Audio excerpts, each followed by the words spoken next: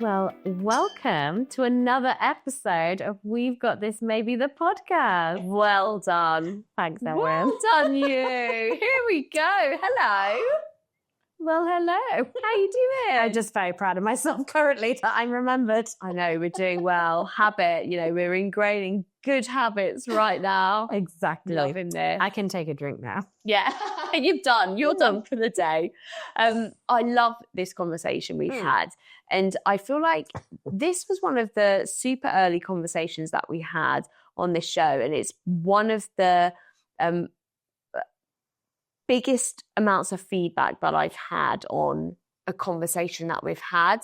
And it was one that people, really felt that they had something to say about. It really resonated with people. So I think we thought it was only fair that we revisited it and sort of gave it like a second look and sort of just like reflected on some of those things that we discussed before and looked at sort of how things have moved on and environments that we found ourselves in like since then. So we're definitely talking about finding friends as adults, finding friends as mums, finding friends, in all of these different situations and how we like continue to navigate that. Because I don't think it's a once-off thing. It's a evergreen, like it's always happening in all these new situations. Yeah, you're completely right. And I think it is an evolving topic. And it's also such a broad topic.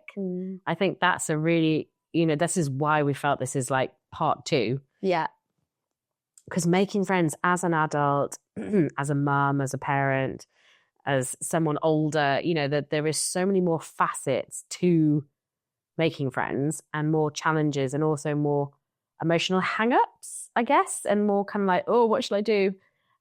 And that's where I feel kind of like, you and I chatted about like the success kind of, people really resonated with that story of kind of like, how do you make the friend? But once you've made the friend, which is what we want to talk about today, is how do you maintain with people who might not necessarily be in your world? So things like people who are child-free, people who live long distance, people who, I don't know, have certain jobs that travel, so they're not always around or things like that. So how do you kind of like maintain those friendships and how do you keep going, really, isn't it? And how do you like manage the situation where you've got friends that are friends with people that you wouldn't necessarily be friends with? Then you're trying really hard, but they're not your person. We've spoken so much about finding your people, but if they're not your person, but they're your person's person,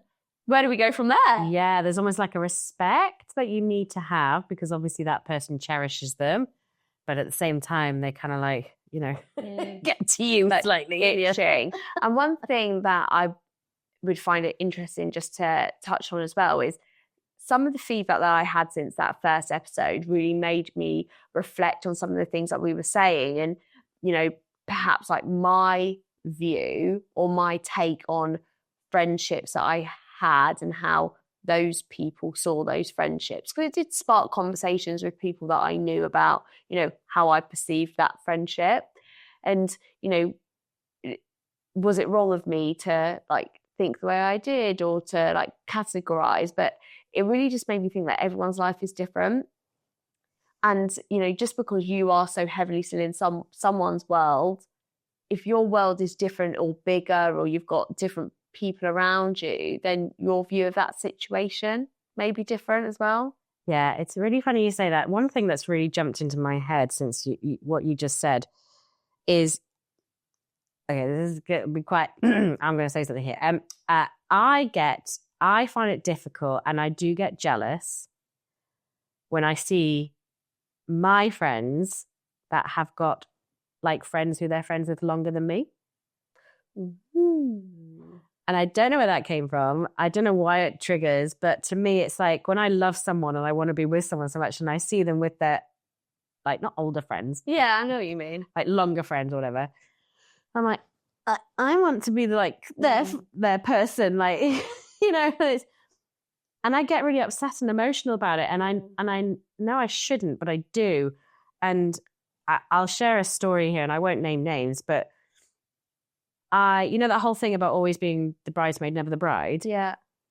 So I've been in many, many, many friendships where I've always been the friend, never the bridesmaid. And I'm invited to every single motherfucking wedding. And this is no shade on any wedding that I've attended at all. It's my thing. And it's like that whole thing of your perception of the friendship and the value you hold in that friendship. And then obviously the bridal parties, like, choice. It's absolutely their choice to choose who they want. And, I have been a bridesmaid, but at the same time, like, I have been at weddings where I have been crying watching them get married. And it hasn't been because I'm crying with happiness of them getting married. It's actually because I wish that I was their bridesmaid. And it's been I've had multiple therapy sessions on it, and it's very, very difficult because I think when I befriend, I go hard and fast, and I fall like dreadfully in friendship love with people, and I find it very difficult to kind of navigate that. That's so hard, and that's so raw, and totally relatable, because similar to me, actually, I've never been a bridesmaid in that situation. And weirdly, that's it's a real strong one, that, isn't it? To be a bridesmaid in a friend's wedding. And actually, in society now, I feel like the wedding scene is so much smaller than it was before. And now the likelihood of me ever being in that situation, I feel, is smaller. But answer me this, do you feel sad for you? Or do you feel sad that you're not in the wedding? No, it's not the wedding at all. It's sad for you. It's so again, when I've talked to my therapist about this, it's to do with the rose-tinted glasses and the ideation that I have that I've built the friendship up in my head, but I have neglected the understanding that the other person has their own perception and opinion on the relationship as well. So I've been like, we're best friends, like, we do everything together, we're the I don't know, gonna die together like Golden Girls, like, we're all gonna end up in the same residential home together, like, ride or dies. And they're like, well, actually, I've got some friends from when I was younger who I don't value more, but for this kind of thing, I want them length of time. But people have a choice, and I have a choice. It's like, I know that I'm sure, if me and Lawrence ever do get down the aisle, which we've been engaged for 8 years, but I'm sure there are people in my life that will probably experience a similar feeling because I've got such a wide group of friends. You're just going to have 20 bridesmaids. Did you see that news article about someone who had 95 bridesmaids? I feel like you're that sort of person because you won't be able to choose, because you know how it feels to not be included. Well, you just want to include everyone or no one. Yeah, I mean, my stepsister in America, she was on. Have you ever seen that program, Say Yes to the Dress? Yes. So she was on that. I was one of the bridesmaids. She had, how many did she have? Was it 12? There was 12 of us. It was like an army. There's an absolute army of us. And yeah, because she was marrying someone quite high up in the army and everything, that they were covered on Say Yes to the Dress. That's amazing. For another day, you can YouTube that. Find that one. I'm in it like that much. I hide. But yeah, it's that. I don't know. It's weird because I've never really been like I want to get married. I want the white dress. Like, I'm not really about that. But obviously, somewhere in my head or somewhere in my childhood, being a bridesmaid equals value, worth, and things like that. The chosen one. Whereas if, what I've tried to help through the work that I did with my therapist is that I've looked at the fact that when I get invited to a wedding, they are choosing to pay money to have me attend. Because you're paying for that person for their dinner, for the entertainment, for the wine or whatever. So again, I try to find value in the fact that I have been invited and they want me to attend to witness their special day, stuff like that, to help me. Because there is such an emotional value that I hold on a friendship, and it crucifies me every time when I haven't been chosen. Yeah, but they won't be thinking that at all. No, and I'm never going to tell them. I'm never No. going to say anything to them. And it, I if anybody is listening who's wedding I've been to, please don't have any pang of guilt. It's not that at all. It's more the fact that I think it's a you thing. It's a me, absolutely. And I totally respect that everybody has choice. And I am a huge advocate of choice. And I believe that. But I think in terms of like that kind of friendship value piece, when we're saying about how hard it is to make friends when you're older, there's something I find very difficult around how do I maintain it? How do I feel the value? Do you feel like you try and keep like your friends quite like insular, or are you somebody that is always like trying to like bring people in, or are you quite protective of like your group and you want to keep them as your group? That's a really interesting challenge because I think I do both. Yeah, well, because I think I do. I was thinking the same because I know at times, whether it comes out or not, I know I can be quite protective of my group, and I almost because I don't want to lose them. Yeah. I don't want to lose them to other people or dilute it. But then sometimes I can be the worst at like trying to bring people in, because if I have somebody else that I think would be a great addition, or that person would love that person, then I want to bring them in, but then to keep that group then quite insular. Yeah, it's that to me is like literally the conflict. Because like you say, you want to have your group like that's dead easy, and it's not so massive, that it's easy just to all get together and, have fun together, what have you. But like you're saying about, I think you'd love this person, or, I've said it so many times, and I think when we've been together, oh my God, you've got to meet my friend Anna, or you've got to meet my friend Anna, you'll love her. And it's all that kind of stuff where, you don't want to spread yourself too thin.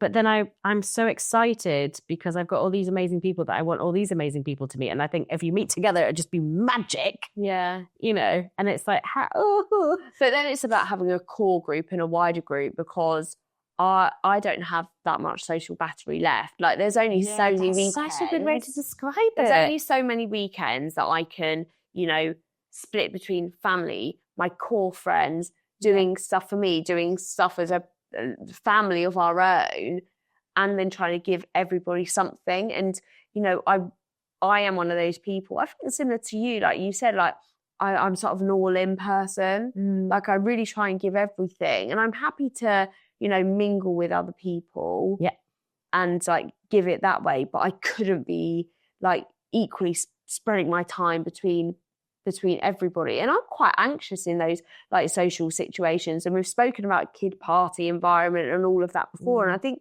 people potentially look at me sometimes and think, oh, she'd be great, so confident, so whatever. It's like absolute worst nightmare. And that's why I feel like I'm like really protective of that group, because that's my safe space. Yeah. And I think safe space is such a good phrase, because that's what friendship groups are supposed to be, right? They're supposed to be that safe space for you to be you. And you are absolutely supposed to be you. Don't try and be anybody else, because otherwise it's not a real friendship. Yeah. And I think that real friendship thing is interesting because, how many times over the years have you not questioned, that's definitely the wrong thing, but like re-looked at like a friendship and thought, that's felt really one way, or like that was like quite one-sided. We were always traveling to you because it was easy for you. And actually, when we've asked for you to come to us because it was easier for us, you haven't been keen. Yeah, I think there are naturally people who maybe do that, and whether it's like just because they're natural hosts and they'd rather have you and they love hosting and they love having you there, or is it like you're saying that it's one way? Don't get me wrong, right? I love being a guest. I love it's being great, isn't it? I love being a guest, but I think when you feel like maybe you've like always gone along with somebody because they had the baby, they had the kids, like it was easier for you to travel to them because they had that baby situation. Of course, you don't want to put anybody out and you still want to socialise. But then when you feel like you're the one with the baby and the kids and it's not so easy for you to go out, those people aren't that interested in trying to accommodate your needs to retain that friendship. And that's when I start to think, was it on your terms? So it's really interesting because that's that whole thing of there's a spectrum of give and take, right? So there could be, you know, I can think of some of my friends from when I was very young, I've been friends with for like literally decades now, where there's been a spectrum where, you know, I've done a lot and I've come up and see, you know, if they live away or abroad or whatever, and I've made the effort. And then there's been tons of times where I haven't made the effort for years and they've been the ones constantly coming to visit me. And it's like, you know, friendships and relationships can swing in roundabouts, but there's like an underlying, I don't know, effort kind of sentiment, like essence. Do you know what I mean? There's like an underlying, like you're saying about that sort of, oh, am I pushing myself too far? Are they taking too much from me? And there's some people I think, and I don't know about you, but in COVID, that was my kind of benchmarking experience. Okay. I really discovered who were the ones who wanted to stay in touch. So, like, you know how you're saying about physical effort. Yeah. So when you're in COVID, obviously, particularly when you live in London, the physical effort actually is sometimes quite easy because it's convenient. You can meet up in a pub, you can meet up for dinner, you could go around to each other's houses because you're in a relatively close connected space. Whereas in COVID, where we couldn't, which people were either messaging me back, you know, or which ones were actively messaging, seeking out me. And again, there was a lot of people who I was quite surprised at who did make the effort.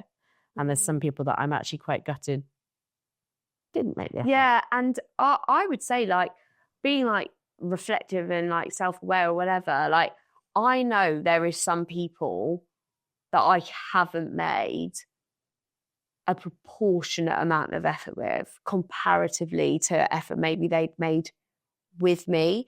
And I think, you know, like, life changes, time moves on. We're talking years and years, like, in time difference. And then it's like, oh, well, I'm just as guilty as that person. And I'm not resentful and I don't hold it against people because I know life changes. But I think it does just make you maybe a little bit more guarded of like how much you put yourself out there. And I'm one of these people, like what you said and we've said already, like, I'm like all in and I'd rather be all in. Yeah. And see what happens. Yes. And I think that's a really brave way to be. I mean, I'm not being arrogant, but I think it's a right thing because when you're friends with me, I don't want to mask anything. Like, it's too tiring. Like you're saying about your social battery, like, I don't want to be in situations where I have to be like, hi, oh, really? You know, I don't have battery for that. And I certainly don't want to be that. So I want people to know the full me, and you need to take the full me because I don't have time to be half me or the more grown up version of me. But the full you requires a lot of battery. Well, that's it, right? Like, you are so good though. Like, you are really good. Like, you're very attentive. But I think it's because I want to. And that's where it comes from your gut. It's really interesting. When you were talking earlier and you were talking about sort of like the disproportionality, I was thinking, in my gut, do I want to make the effort? Like, that was in my head, like when I talk about friendships and things. And it's like, you know, when they say that thing about dating where if he wants to get in contact, he'll get in contact. You know, don't try and second guess it because if he's motivated, he will get in contact. And it's kind of like that whole thing with friends as well. I just think, look, at the end of the day, everybody's got their own shit going on. Everybody's got their own lives going on. If we can meet up, great. If we can't, great. And if you want to veer off and find another friendship group, I need to be okay with that. Because I know we Yeah. talked before about obviously friendship breakups. Yeah. I need to be okay with that, but I also need to value myself and go, I deserve the best friends. Yeah. So do you so do you find it hard then when, you know, you want to like put everything in and you're not sure how that person is taking it? Because I'm, you know, one of those people that I'll like go all in and then I'm a bit like, am I too much in? Am I overbearing? Am I annoying you? I think we've talked about this before about like the paranoia of like, you know, and again, we were talking, I think when we were talking about making new friends at the school dates. Fine.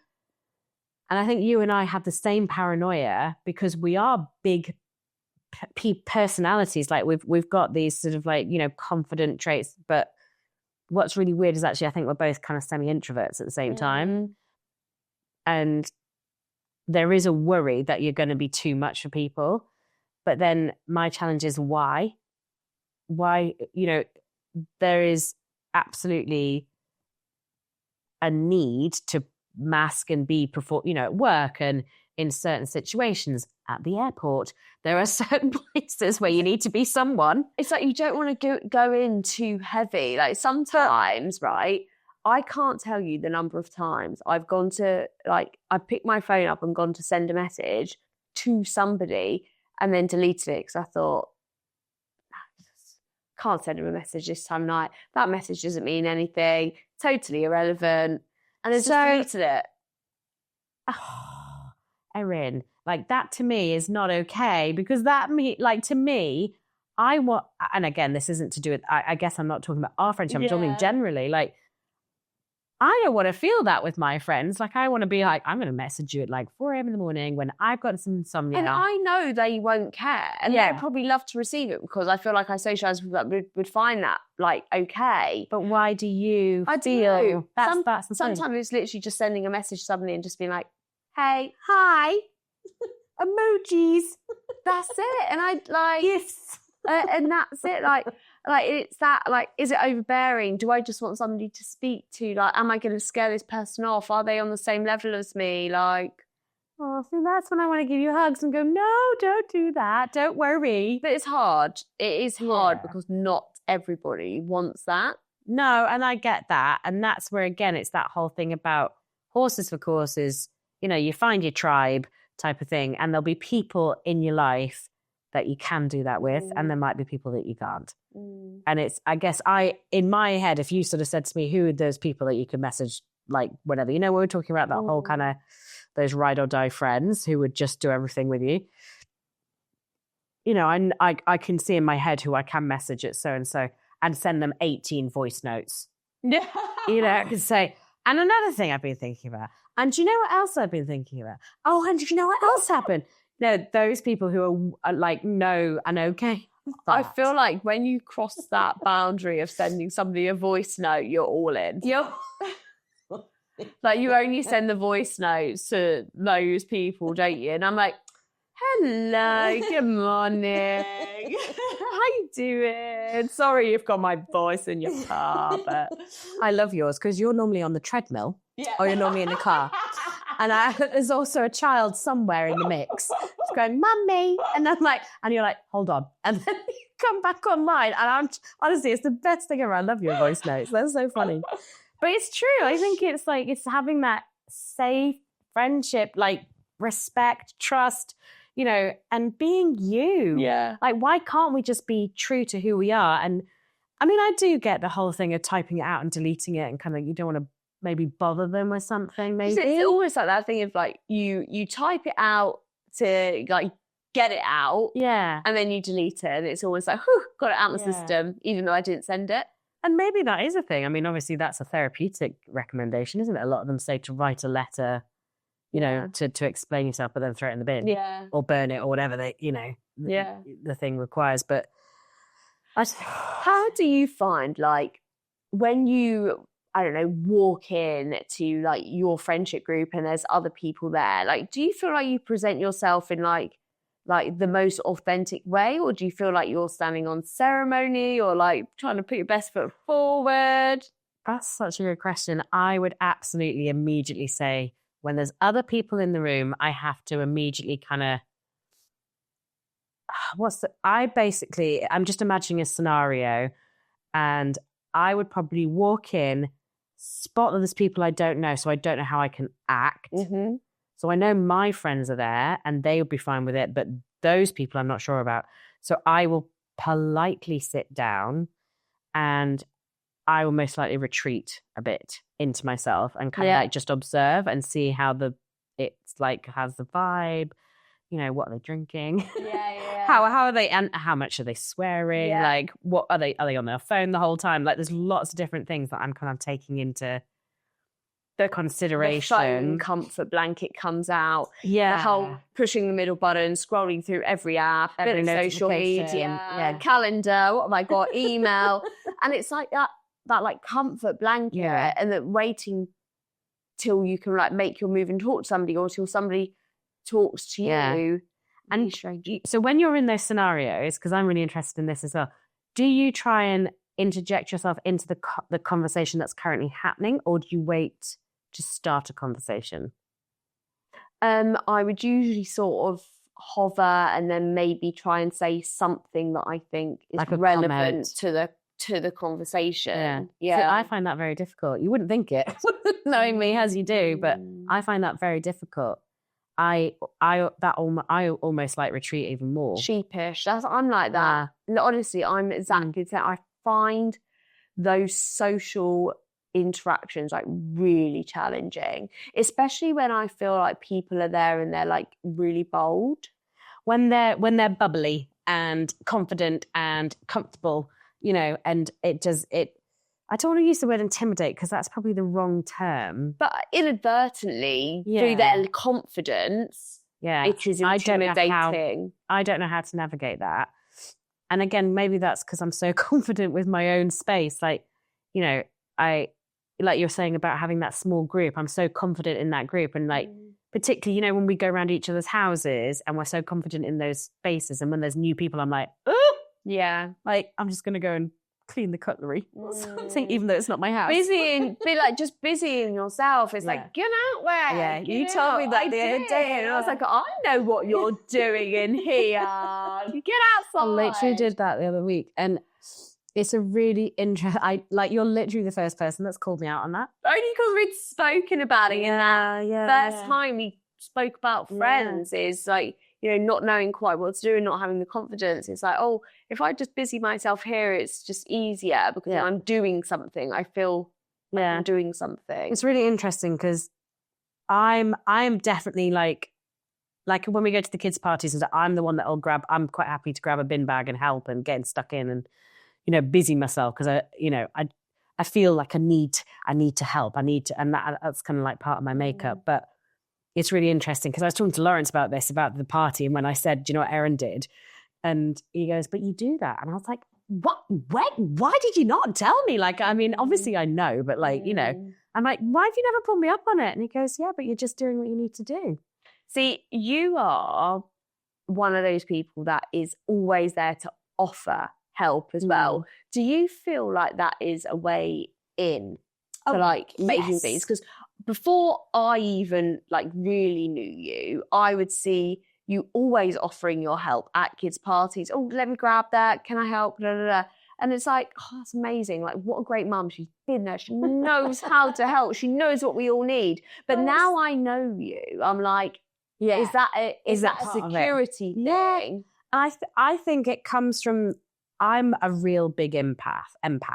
So I look at that scenario and I know how I feel when I'm throwing a kid's party, and I know how stressful it is, and you're constantly thinking, okay, right, I need to think this, I need to put the food out, right, when am I going to do that? One time's the entertainer coming, you know, okay, I need to get the party bags, don't play with the presents, like you're constantly kind of, and I know I just want people to come and help, and I've got a couple of mums that I know I can rely on to help me now, but back then I didn't, and I just felt for mums and dads, I should say, inclusive,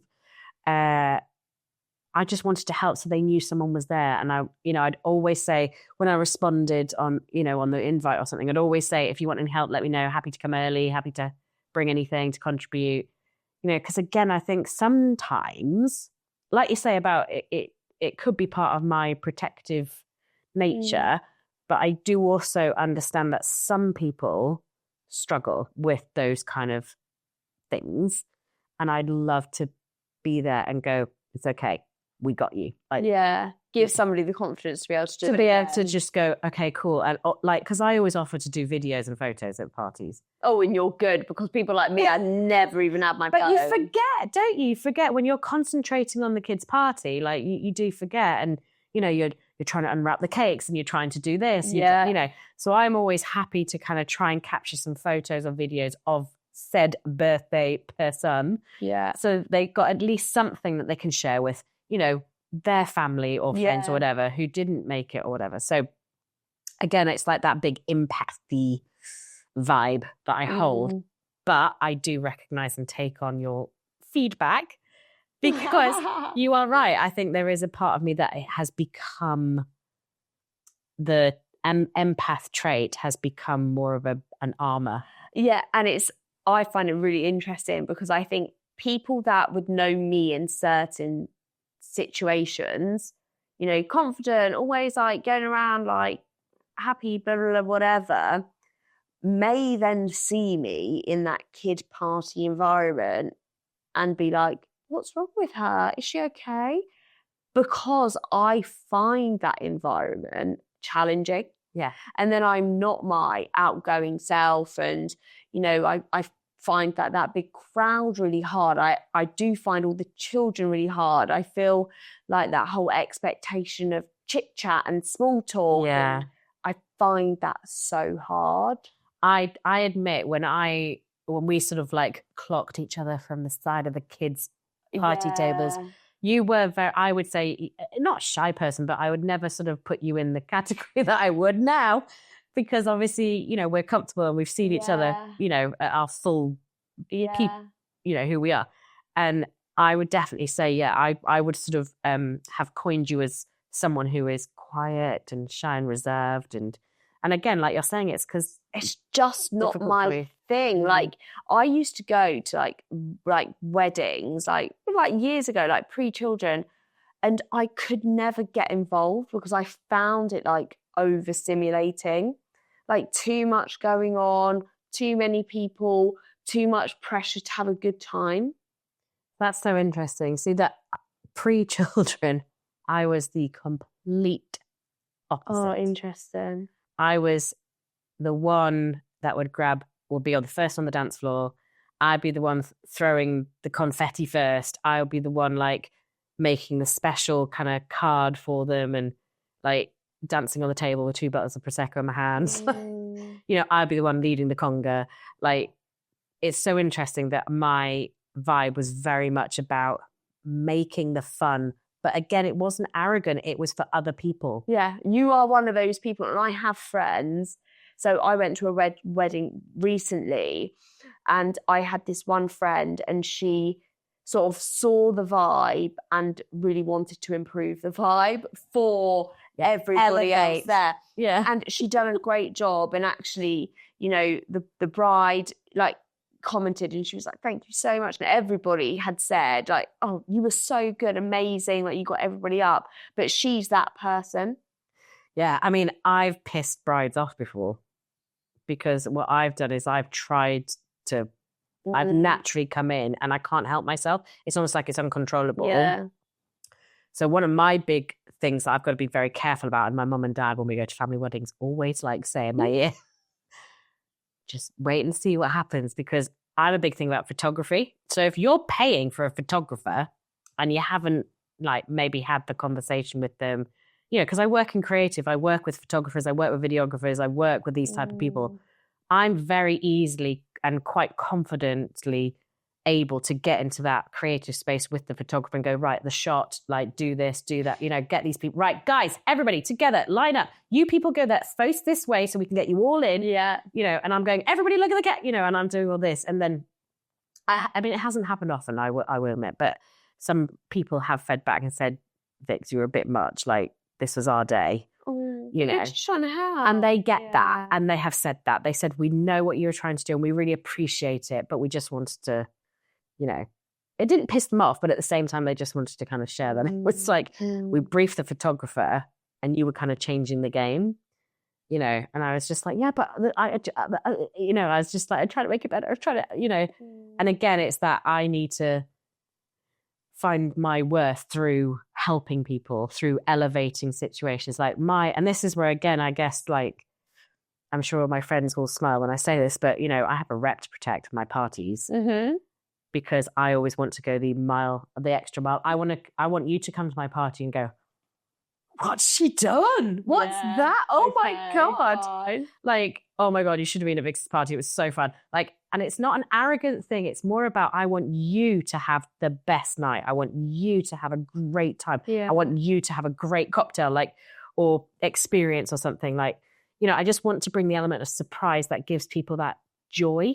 Yeah. You know? Yeah. And it's really difficult because I think some people look at that as like an arrogant trait. And again, if we're circling back to making friends, that kind of stuff, if we were going into a situation where my friends are with other people, I completely hold everything back, and all my friends are like, you're being quiet. And I'm like, yeah, but no, these people will let me be me.